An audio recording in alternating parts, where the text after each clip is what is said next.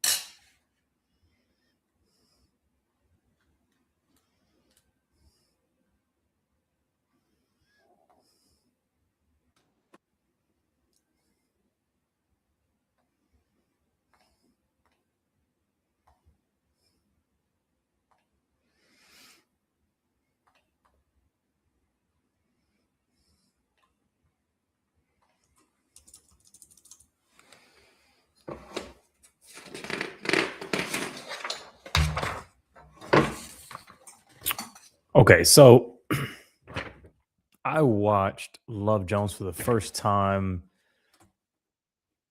a few days ago, last week, something like that. And I think aesthetically, great movie. Great soundtrack, great visuals, well shot, well lit. And I want to say great costumes and set decoration, but I suspect that that's like just a symptom of the time period that it was made in. But yeah, the fits on everybody, especially the like black male fits, just jewelry, the hairstyles, a little like Isaiah, what's his name? Yeah, Isaiah Washington. Some of his fits, I'm just like perfect, and it creates this very like 90s fine kind of atmosphere in the movie, which is great. But narrative wise, it felt a little bit tedious. And it also had like shit that was like, I guess, weird 90s shit that hopefully wouldn't pass now. Like, so, Lorenz Tate's character, what's his name? I forget what his name is. Let me find out.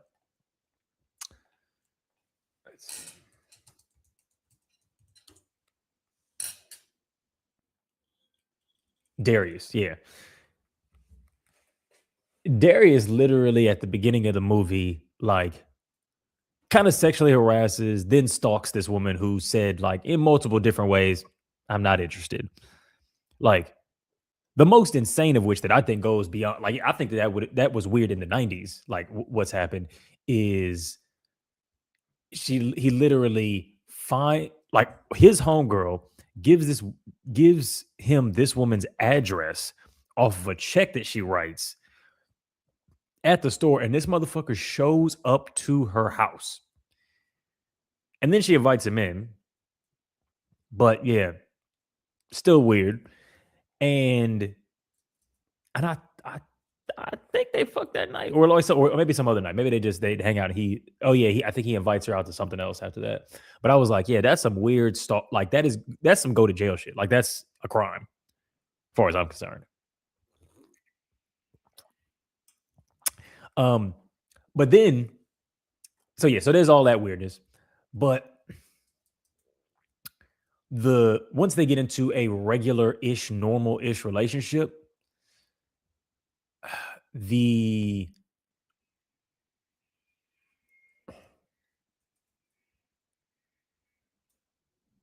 the inciting incident of their relationship sort of downfall is that Nina basically says, "Hey, I got to go up to New York because I need to. I've got some work or whatever to do. But really, one of the things I'm doing is I've got unfinished business with a guy I used to see. This is the person who's established as being her like ex husband at the beginning of the movie, and of course." Darius on some playing it cool shit is like, yeah, cool. We just kicking it. You know what I'm saying? Meanwhile, inside he's like, why she don't want me, man? Right? He goes to talk to his homeboy. He's like, man, shit, these bitches ain't shit but hoes and tricks. I'm good. I'm not shit. You know what I'm saying? We was just cooling anyway. And his friend is like, okay, cool. They dap it up or whatever. And then he goes to the bar and is immediately sad. And then he fucks some other lady, which is, in my view, stock standard behavior. I've absolutely done that. That's what's the best way to get over somebody is to get under somebody, is what they say. Not necessarily good advice, but like very normal human kind of behavior. It's like, but, and I think the problem arises when we have situations where somebody's bid for affection takes the form of a rejection in their partner. And I've done that. I remember being like, when I don't feel particularly close to my partner and I don't feel like they particularly are into me, I've done little shit where I'm like, hey, I'm gonna go catch up with my ex. I'm going to go, if we're like casual or non-monogamous, I'm like, you know what I'm saying? I'm a refresh my Tinder. I'll say some shit that's intended to inspire jealousy.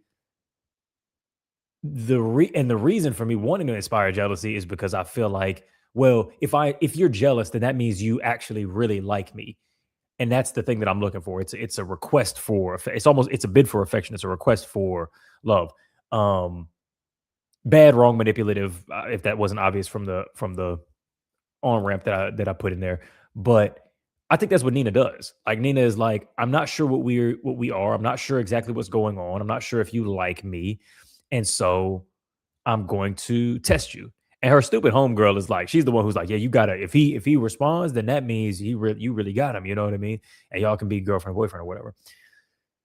So she does that, and he's like, oh well, shit. If I act jealous, then that means she one controls the relationship, and two, it means that I don't like. I'm now in a less. I'm now the victim in this relationship because I want somebody who don't want me because he doesn't. When somebody's giving you that like rejection style bid for affection, you don't know if it's a bid for affection or if they are just on some fuck shit, or somewhere in between. So then he's thinking like, shit, I'm not going to put myself or my heart in that situation. So I'm absolutely gonna just fuck somebody else. And that's what gets done. So and then everything just is back and forth spiraling from there. But I don't think that what Nina did was like, because yeah, some folks are like, oh, super, super toxic. I'm like, I kind of get it. You know what I mean? But she did fuck up the relationship. Um, I, for me, Dune has never. I watched the trailer. Let me. It's the most recent trailer because I feel like Dune has just literally never been something that I've bothered checking with. Let me see. Dune trailer. Like people always say, bro, you gotta watch Dune. And I say, why? And they're just like, I don't even know, bro. Shit, I can't even tell you all that. It's just, what I'm saying, you ought to watch it, you know? Or I'm like, okay, what can you tell me one scene or thing that happened that's like particularly interesting? Nah, man, it's just, what I'm saying, you guys survive type shit, Like, all right. And like, I've never seen a scene where I'm like, oh, this is, okay, Dune Part 3, 7 hours ago. All right, let's see.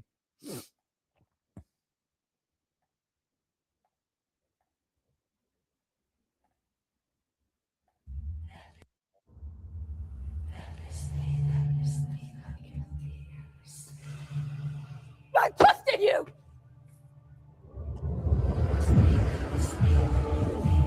You promised me that you would never take power in your name. You convinced me that this was Looking your home. That I was your home.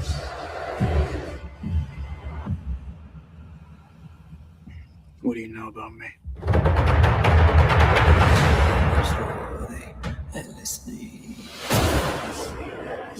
You have conquered the galaxy. You've destroyed thousands of worlds. Nice. What are your thoughts on that?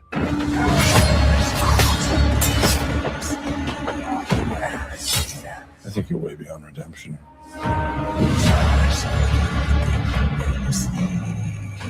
Why are you here? To deliver a peace proposal. Peace is a good thing. Why should I refuse?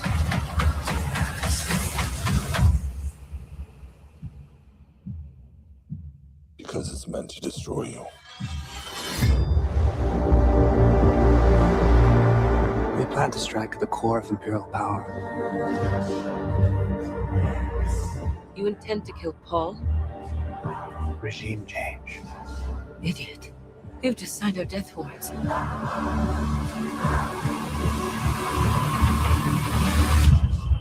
I found someone.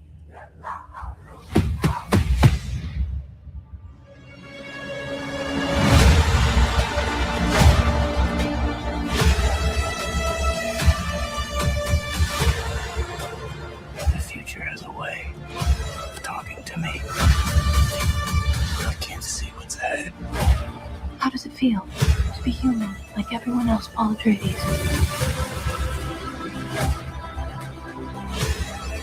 You have no fear, do you? I fear dishonor. You sound like an Atreides. I've been told I was one.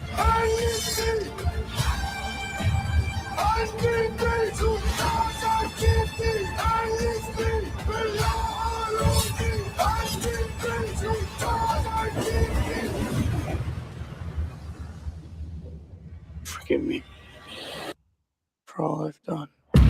Was that an Alaskan bullworm?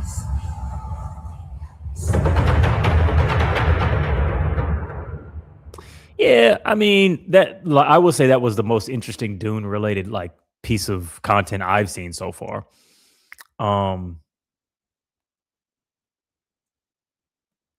Man, I swear that was designer. Okay, Patrick Beverly. Yeah, okay. Look, trailer wise, cool. I'm cool with that. Yeah, I'm. Yeah, Ron Moore said, boring. Boo. Boo. This guy. Not like, look, Summer Night. That looked interesting to me. Like, I go see that movie. I like the visuals of it, and I was thinking like, oh man, Denis Villeneuve directing like a Black Panther movie might go off.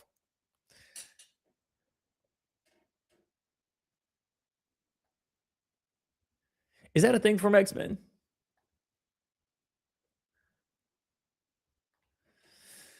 Okay, so was does watching the second one require watching the first one?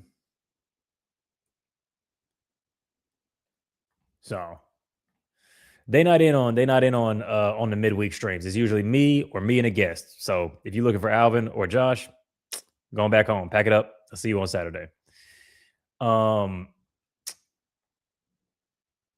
another thing that I wanted to talk about is I've just finished the first season of Cross.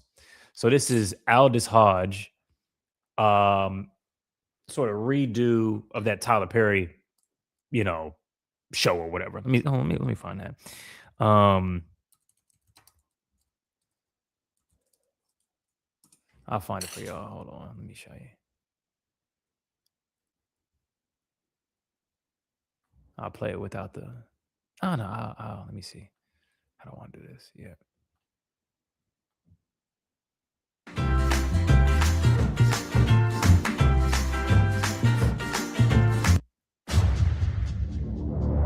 I'm not a monster. I don't kill for fun. You're going to be part of a masterpiece. And when I'm done, the world will know the truth. What do you do, Alex? I'm a detective. You mean you're a cop? Metro PD. We joined the force together. No, I got it. You the doctor? PhD, psychology. Let's see how long you last. But you can call me Detective Alex Cross.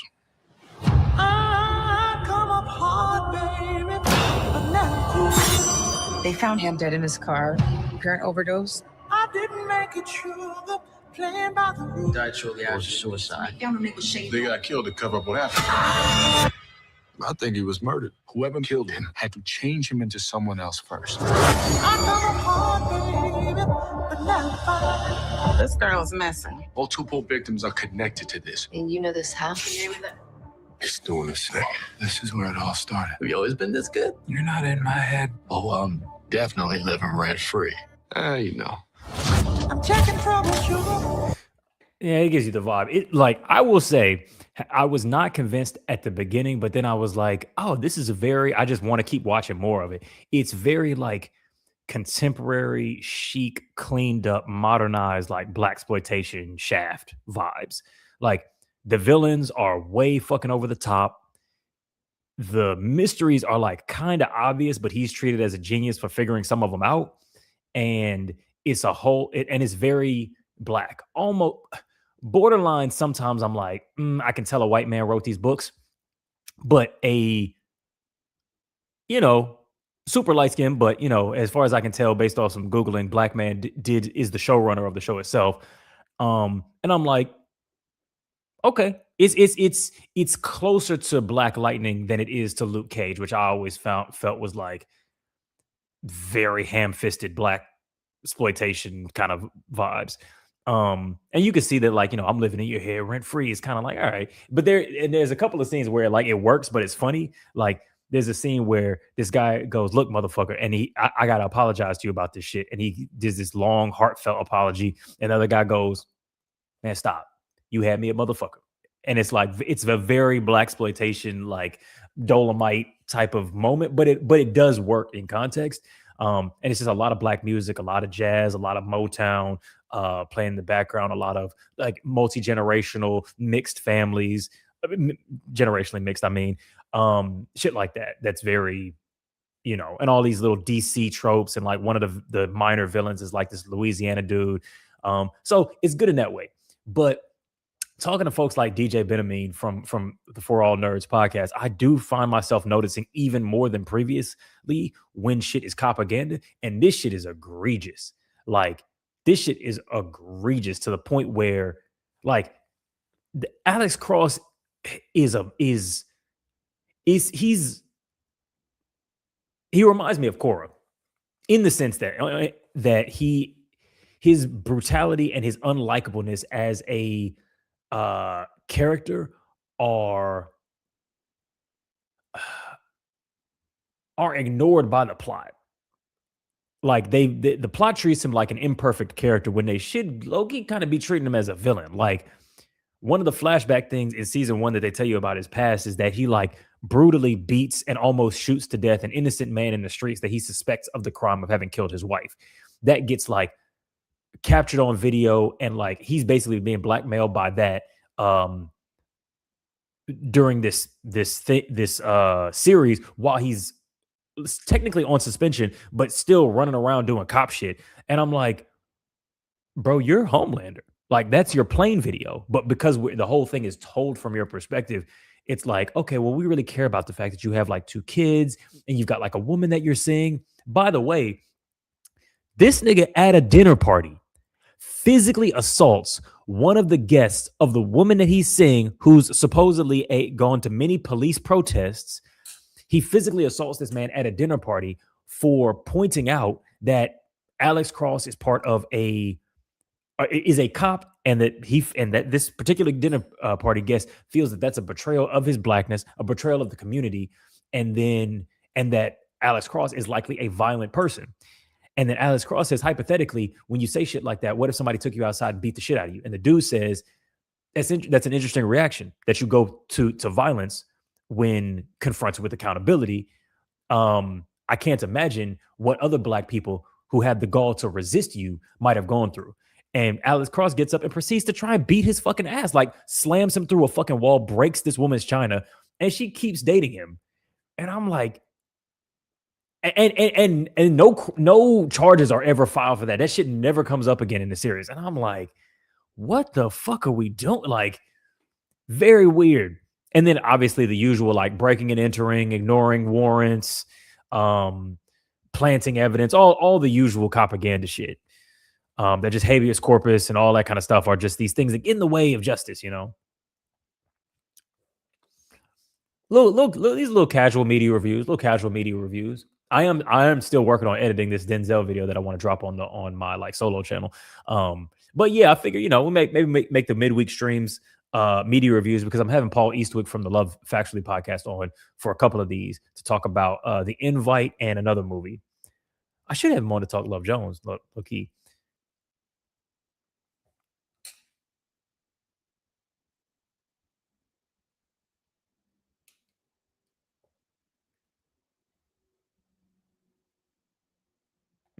Okay. Who needs YouTube Premium?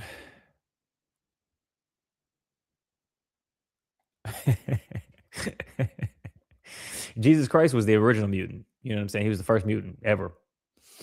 Yeah, so I'm like, yeah, I'm probably gonna see it like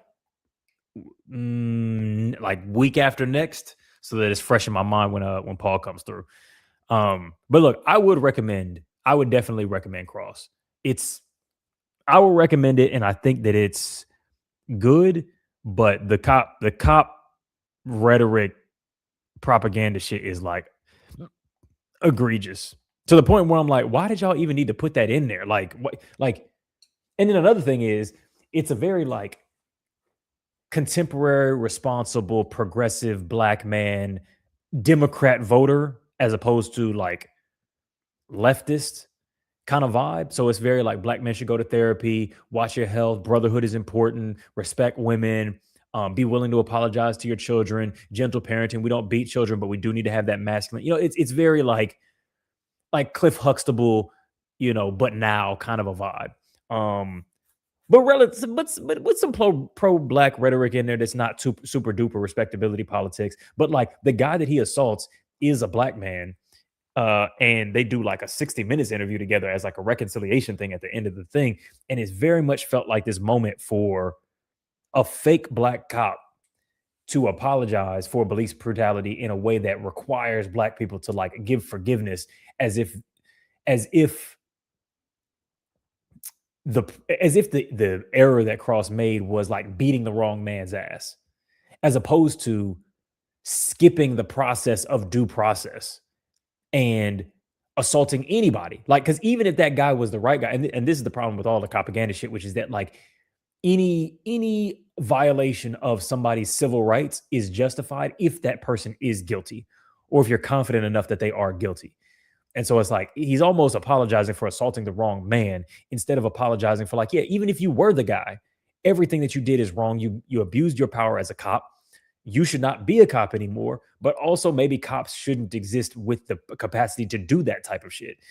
So I'm just like, yeah, I know a lot of people wouldn't like the show, but it is fun blaxploitation, like Shaft style shit. Let me see. I want to talk about at least one of these. Spent Self, Living with Parents, Ugly Male Bodies. The Nolan Welsh shit I don't know much about yet. Casey on Love Island saying that she's saying about some girl that she's worthy to be my girl. We'll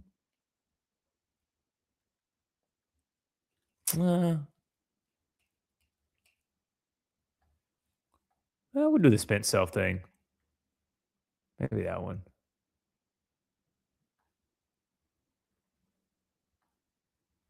Let's see.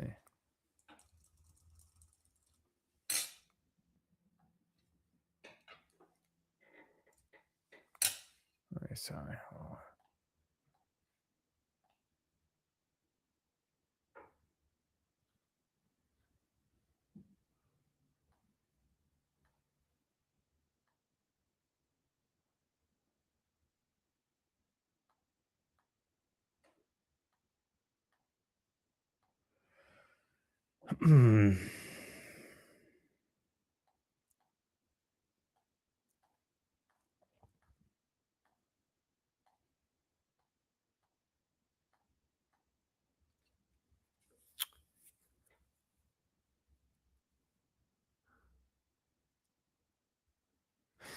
No. Tell me about this. The voice memo guy.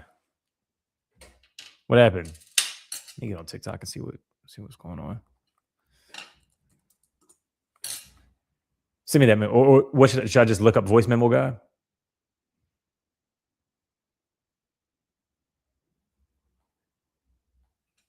Let's see, voice memo.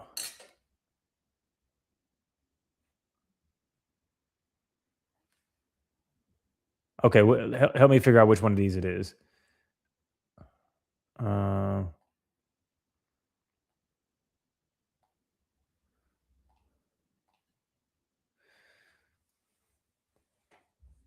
Male bodies one is interesting, but I think I'm gonna do the spent self thing. Okay, so yeah, which one of these videos is it? Help me out, folks.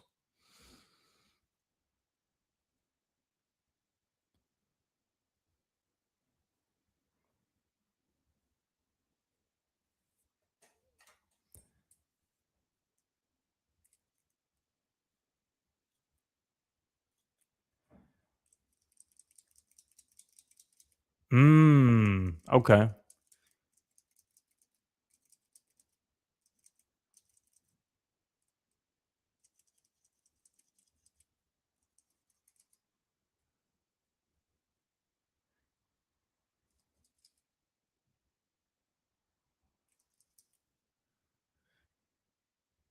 Is it any of these videos? I'ma do.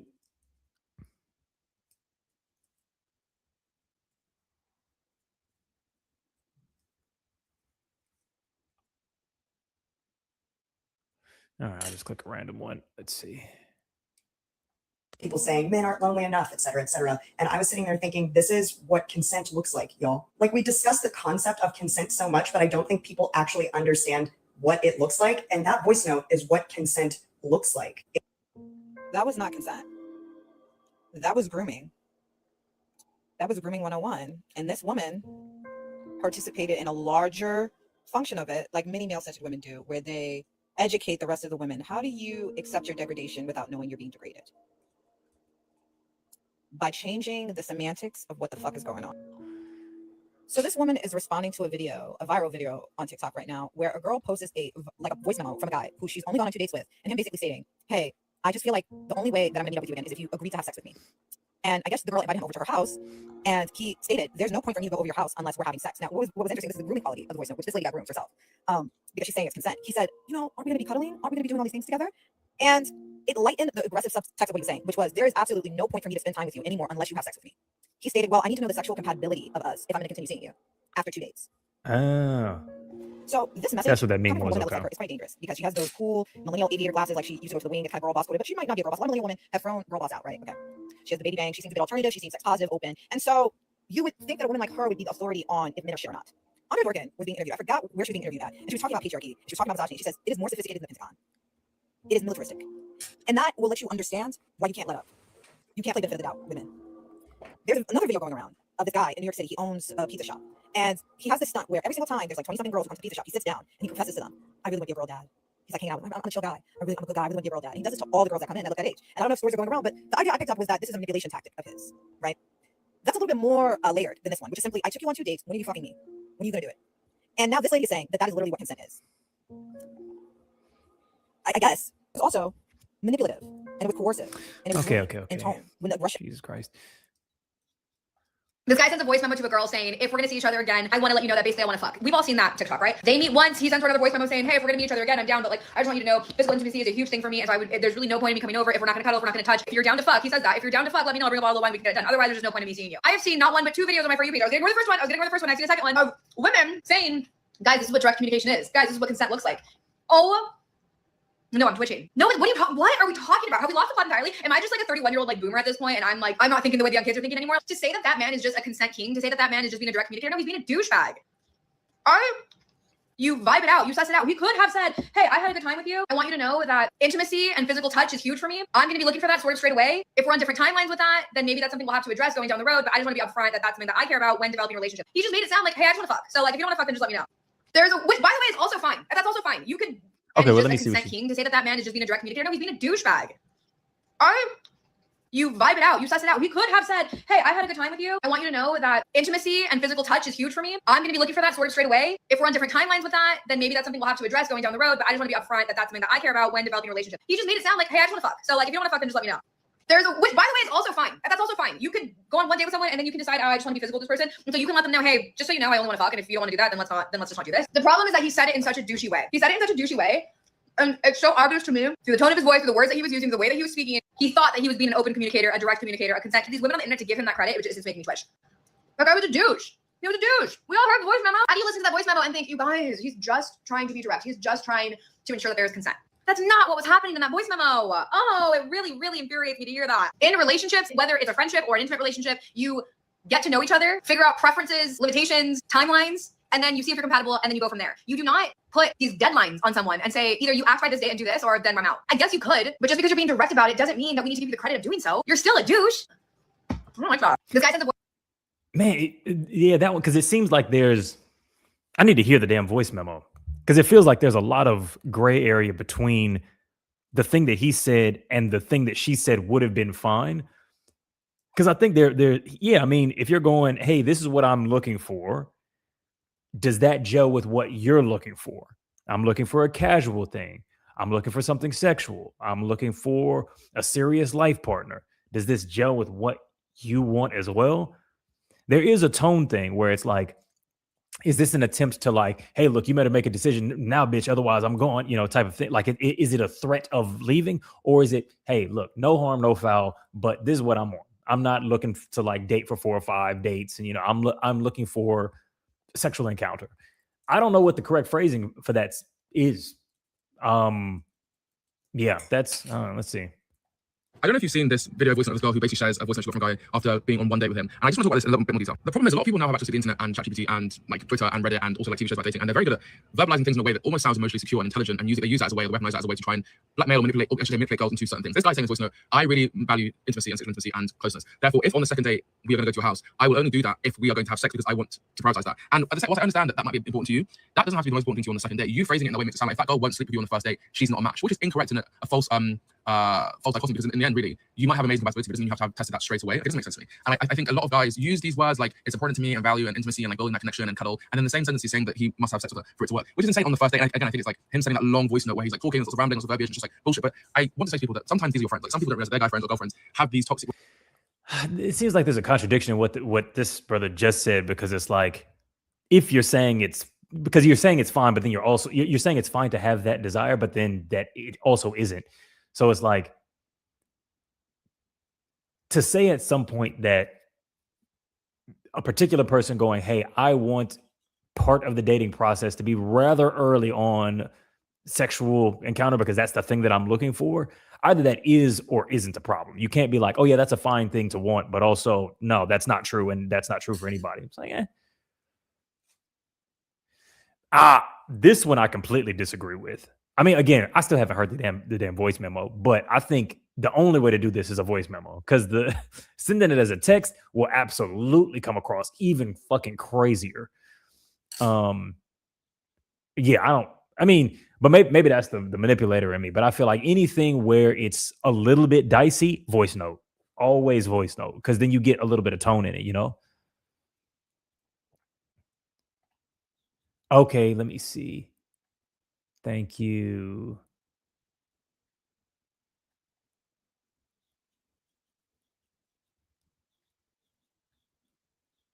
All right, let me copy paste that. Let me see. What did you say it was? K-Quilty.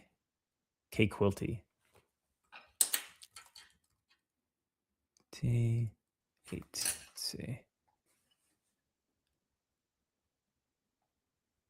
Okay, let's see if we can find her video.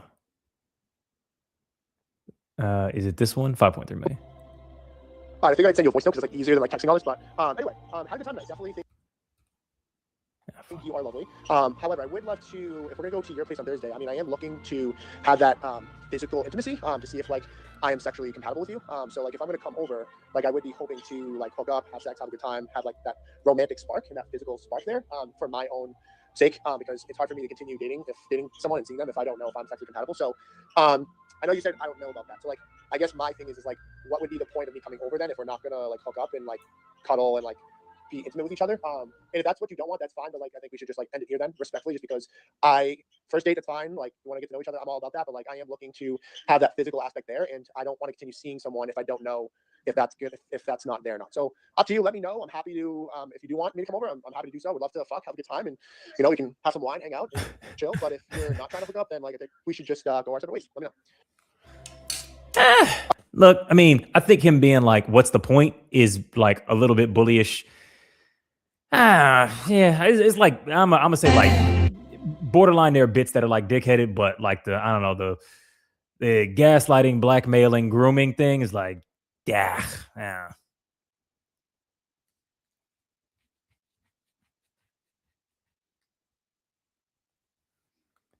Yeah, I mean, I don't know. That like to me, because we've had many conversations where we talk about like dishonesty and shit like that, where it's like people will pretend that they're doing this because they want to get sex, but they, lie about some shit. And people say, well, yeah, because if I'm honest, then she'll say no. And it's like, that's kind of the point. I feel like any request should be built with the off ramp. So if your request doesn't leave room for the other person to say no, it's a bad question. And I think this left a lot of off ramp for her to be like, ew, nigga, no, thanks, have a good one. Like, straightforward in the text before he fucking came over.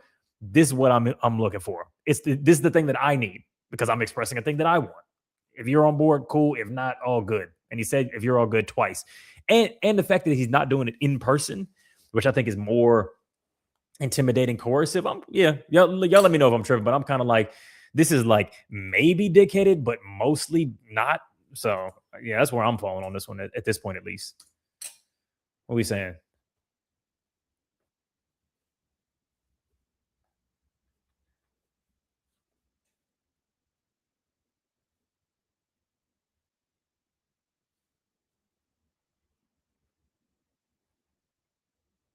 Thank you, by the way, everybody who found the original.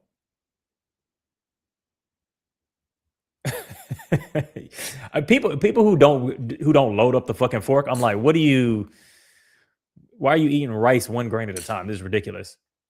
Yeah, is this some fuck shit? Like, yeah, what Ron? What's your take here? Like, is this some bullshit? Is this some bear style shit?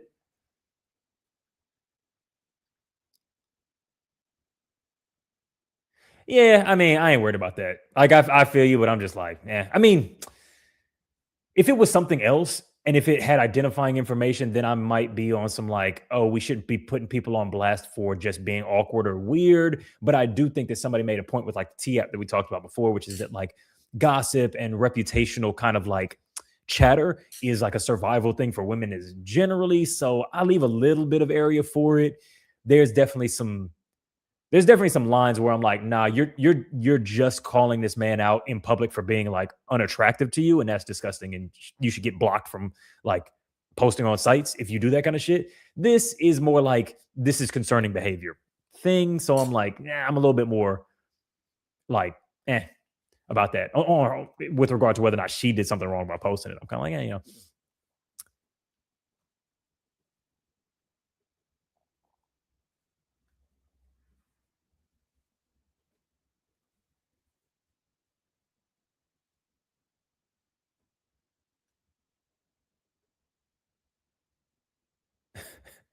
Oh man, I was I was watching The Crowded Room. There is a point where Amanda Seyfried goes into her purse to grab like those like cheese and peanut butter crackers they used to make so that she can give it to like the incarcerated person that she's like interviewing. And this bitch took so long rummaging around in her purse. I'm like, that shit pissed me the fuck off. Like I was like I verbally was like, what the fuck is wrong with you? Like I got irritated because I'm like, and I think part of it was because I was like, why wouldn't they just cut? Like it's a movie, man. Like they saw her, she's rummaging for like a full 12 fucking seconds trying to get this thing out of the bag. I'm like, man, let me see if I can find that video. That shit pissed me off so much. I got to head in like a minute. Let me see.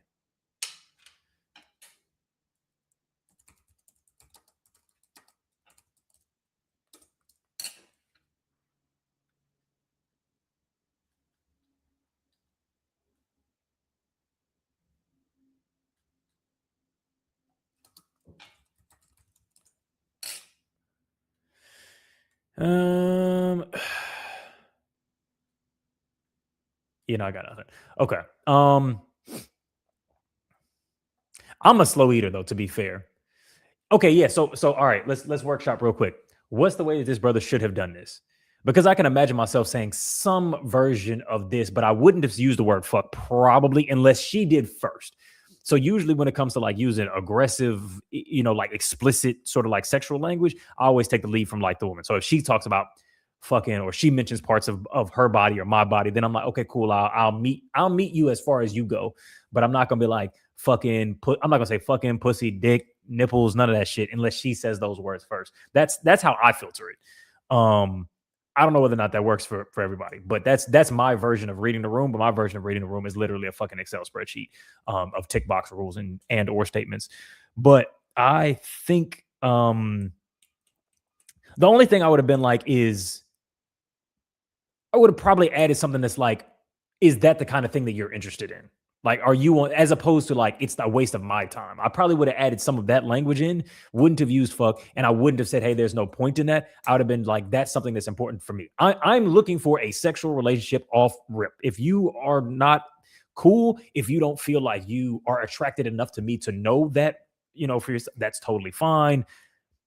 I want somebody who likes me relatively soon. You know what I mean? If you're, sort of like sexual temperature is a little bit of a longer tail, cool, no worries. Yeah, but I don't know how many, but no stress either. I don't know how many of those you got to pack into a voice note, because he says some version of that twice.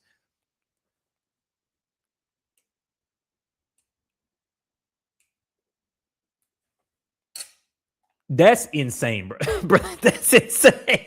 That's way worse, right? Surely that's way worse. Either we fuck or I'm not coming. Because I also think it reminds me of a Patrice O'Neal bit, who's generally not like particularly progressive as a comedian, but he was like, I don't mind don't fuck, but I'm not dealing with can't fuck. And I think reversing that is like, once you say, I want to make sure that we're on the same page about being interested in sex, but that is distinct from consent in the moment, which is, by definition, always readily can be revoked at any moment. So if somebody says to me, hey, I want to fuck, are you interested in that? I go, yeah, come over. And then as soon as they get to the door, I'm like, I changed my mind. Cool, no stress. That's a don't fuck. But if I'm like, oh, I'm not even interested in doing that, I'm nowhere close to being interested in that with you yet. Okay, cool. We might not be on the same page. No stress. It was lovely to meet you. I wouldn't have an issue with a woman saying that to me if she was like trying to fuck and I'm not there yet. And I've had those situations as well. So,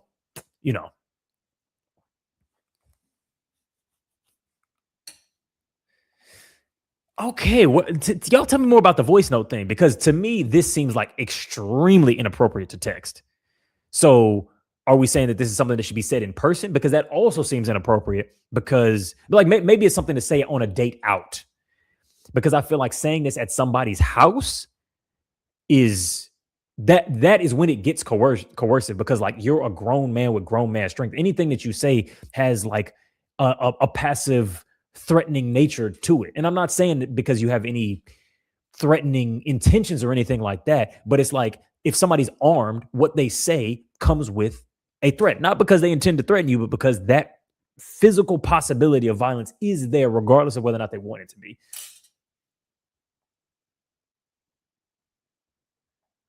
Yeah, I think that when you make it an ultimatum, it's, and I have been thinking a lot about this. Like if I say, hey, this is a thing that I want.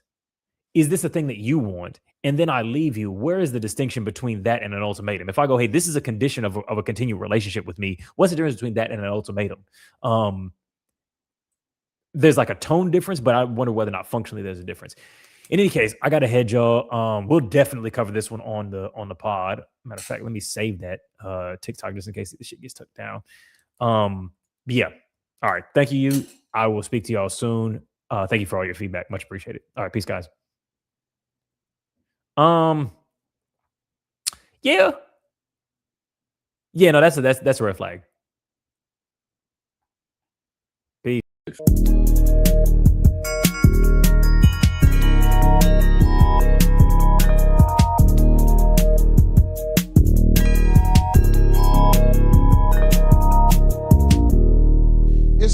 flag.